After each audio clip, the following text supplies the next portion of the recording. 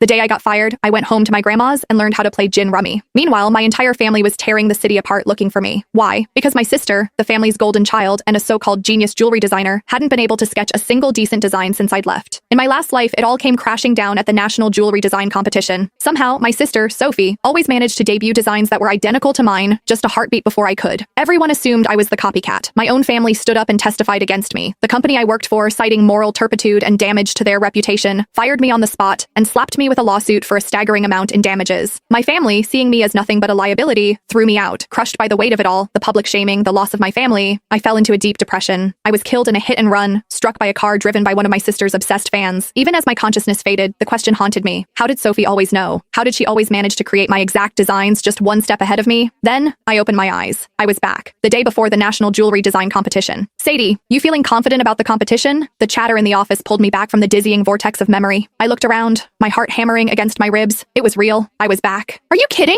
Sadie snagged the Designer of the Year award 3 times running, a colleague, Maria, said, giving me a playful nudge. She's got this in the bag. I managed a weak smile, unable to form words, because only I knew what was coming. In my last life, I submitted a design I had poured my soul into for days. On stage in front of everyone, I was branded a fraud. They displayed 2 sketches on the main screen. They were identical, down to the last delicate line of filigree on the setting. But the timestamp on the other submission was a full day before mine. And the artist? My dear sister, Sophie Walker. She stood in the audience, her eyes wide and red-rimmed, staring at me with a look of shattered betrayal. She brought a microphone to her lips, her voice trembling as it echoed through the auditorium. Sadie, how could you? If you were blocked, I would have helped you find inspiration, but to steal my work? Why? I was frozen. That was my design. It had lived on my encrypted laptop, unseen by any other human eye. Before I could even begin to explain, the crowd erupted. Get the plagiarist off the stage. The nerve of her, showing up with a stolen design. She doesn't deserve to be a designer. Fraud. I grabbed a microphone to defend myself, but my voice was drowned out by the jeers. A few scattered voices of support were quickly silenced when my own parents took the stage. They held up photos of Sophie, supposedly working through the night at her drafting table at home. They spoke of their profound regret, of how they were ashamed to have a daughter like me, and announced their intention to sever all ties. After that, it was over. No one believed me. Security escorted me out of the building. The moment I turned on my phone, it was a firestorm of hatred. Back at my apartment, I checked my laptop. No viruses, no spyware, no remote access logs. The computer and my physical sketchbooks had been with me at all times. There was no conceivable way the design could have leaked. But Sophie's was identical. Every idea, every spark of inspiration, every line I drew, it was all mine. I could not have copied her. It was impossible. Hey, Sadie. Maria's voice cut through my thoughts again. I heard your sister is competing this year too. Any friendly family rivalry? Who do you think will take home the top prize? Not long after I'd started at this firm, Sophie, by some mysterious coincidence, had gotten hired too. The mention of her name sent a jolt of pure terror through me. My fists clenched so tightly my nails dug into my palms, drawing blood. My sister, Sophie. When she was born, she didn't cry. While all the other newborns in the nursery were wailing, she was silent. My mother, convinced it was a bad omen, brought in a spiritualist, a so-called seer from the mountains.